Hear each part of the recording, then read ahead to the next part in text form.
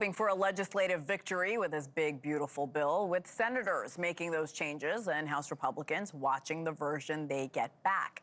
Many Georgia voters are worried about the cuts that could impact them, especially the 2+ million residents who are enrolled in Medicaid. I spoke with Georgia Republican Congressman Richard McCormick, who initially voted for the bill. Now he wants to see changes. Well, quite frankly, I hope the Senate does send back something more responsible. I didn't like the bill in general because I thought it spent too much, but I thought it was the best we could possibly get. But quite frankly, it adds about $416 billion to the deficit spending next year alone. 385 of that comes from the SALT spending. The next year is even bigger. I think it's about $456 billion. We're in a critical point right now in our deficit where you can actually see this is going to be taking up about a third of our budget eventually, where we can actually see the budget won't be payable. We won't be able to pay for the deficit interest. So if we don't do something now, when are we going to do something? This is the time to actually take this seriously. And it will be an interesting fight between the moderates and the far more conservative members of Congress when it comes back to us. Well, Congressman, this is a two-part question. Then why vote yes in the first place? And what specific cuts do you want to see moving forward?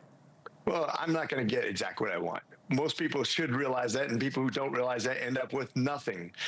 You have to get the best possible bill you can get. Never let good be the enemy of great, or you'll end up with a bill basically that's a continuing resolution, which is what we had for a couple of decades now, which is the worst possible scenario with the most spending. And that's why we're holding out to get as much as we can, but let's not hold it up and get nothing out of it. Why vote yes in the first place?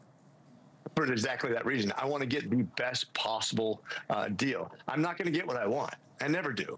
But that's why I'm a doctor. You have 435 doctors for one patient. You're not going to have an agreement, but you get the best possible agreement you can. President Trump promised no cuts to Medicaid. As the bill stands now, your great state of Georgia, I've lived there for several years. I'm a huge fan of that state. But it could face steep cuts to Medicaid if this bill passes in its current form.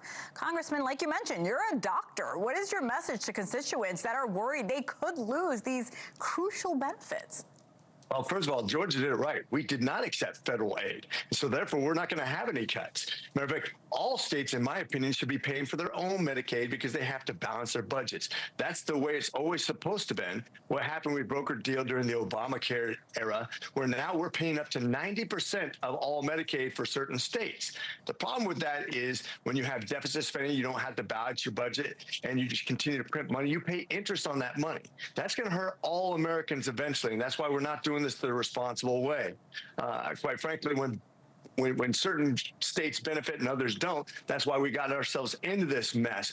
We used to have only 1/3 of all government spending from the federal government. Now it's 2/3, and we can't continue to spend this way. Otherwise, we will not have a future for the American economy. You already saw Moody downgraded our currency. If that continues, we'll have an increase in federal borrowing percentage, which only increases our amount that we're going to have to pay by $9 trillion extra in the next decade. That's not responsible government. We need to do better. Well, as you well know, Elon Musk has also been very critical of this bill. He calls it an abomination. He says it's full of pork. You just said you have some concerns as well. Are you concerned at all that his criticism could give your conservative colleagues cover to kill this bill altogether?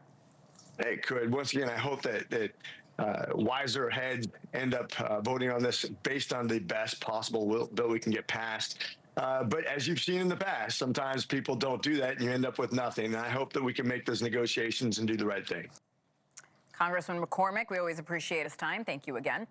Thank you for watching. Subscribe below and download our NewsNation app right now on your phone, and you will get fact-based, unbiased news for all Americans.